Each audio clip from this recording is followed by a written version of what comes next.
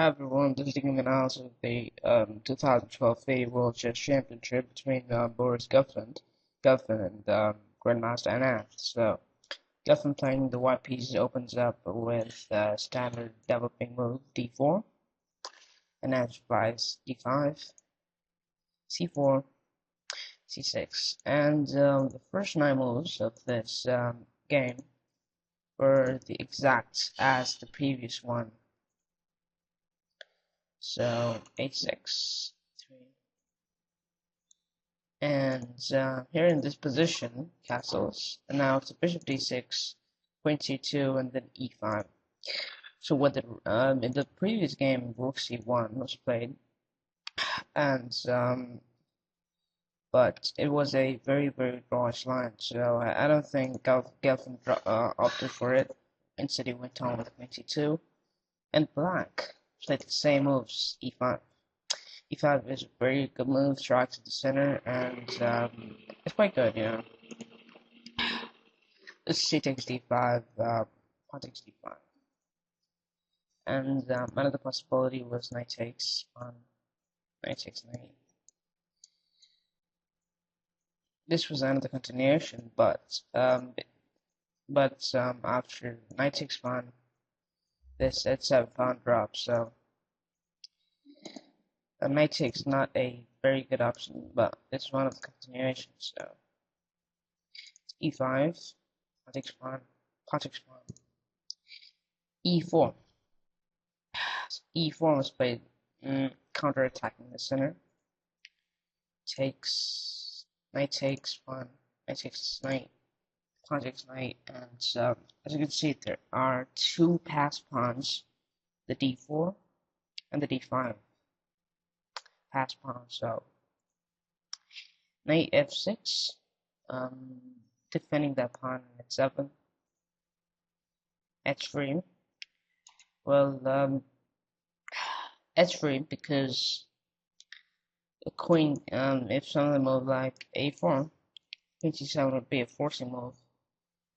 Because now white would have different the h2 pawn up in g3, which leaves knight unprotected. So h3 is opening up some things here.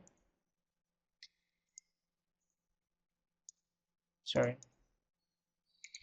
So h3, bishop goes to d7 development, rook a d1. Another move is rook a e1, which is recommended by the engines. The d file is locked up here, as you can see. Two bishops, two passed pawns. Two pawns, and it's not a very pleasant situation in the d file. So rook a d1, rook goes e8, knight takes pawn, and rook and a goes to c8. So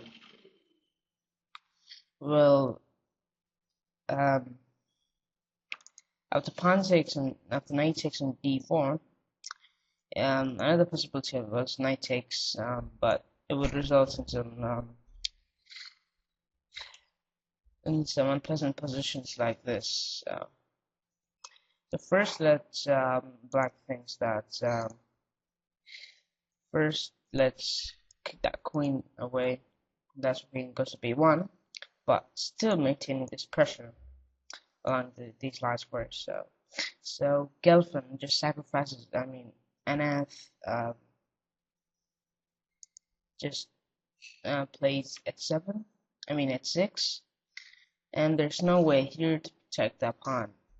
There was a way of playing bishop c4, but it was not played because it could lead to some serious troubles. Takes, and rook goes to c5, attacking that d5 pawn. Rook goes to e1. Remember that boy is not trying to defend this pawn because this pawn is really he's not doing a whole lot of things for him. So now in this position, rook fe1, just applying to exchange of the rooks, As you can see there, how from a closed position it's transposed into a very open position. So pawn take, rook takes pawn, rook, bishop goes here to c3, takes. Now bishop goes to c5, development. So bishop goes to c5, and black is doing slightly better here. Bishop goes to c5. It's aiming at the f2 square and those stuff. So rook c5 and c2. Just getting on. They're just getting the queen in the game. Bishop goes to d4. Takes. The bishops are all gone. Now it's endgame with the bishop versus the knight. So now only the bishops and knights are left. So in this position, a queen trade was offered, and now G6 was played. Why not the queen takes, and why not this? Then it would lead to some trouble for black, because now black, if he just moves a pawn forward, he loses a pawn, and these b3 pawn and a2 pawn can queen. So it's really a risky line, you know. So let's see what is played. G6, and remember that the queen is protected. Bishop goes back. H5. Takes. Now bishop goes back to f3. Attack that pawn on b7. B6 was played here, and b5 is not a very suitable move here. I mean, b5 can lead to some troubles like this. Bishop here to b7, push, and it's better to keep all the pawns in the last square. So b6, quite the move. Rook goes c1, rook left, defending these both pawns on b6 and a6. Now we see king, and now we introduce the kings into the game. And remember, when the opponent has a light square bishop, put all the pawns on dark squares, because if it's a light square, it may be targeted. So now you go to d5, g3, now he goes back, bishop goes to e4. So the main idea of knight goes back is to put the knight here on f5. f5 is the most suitable square for knight in any game. Now bishop goes e4. Defending that, just looking over that square of f5. King goes in, and in this position, game is drawn by mutual agreement. So now Gelfand had just 48 seconds left. So as you can see, how does the game go about?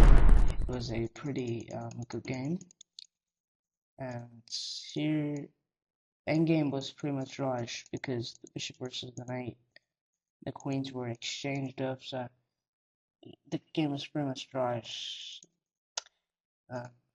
So excitement, the main excitement comes when someone wins. Who's going to be the first winner, you think? What do you think? Who's going to be the first winner? Please post your comments and suggestions on YouTube. Thanks very much. Rest of the night.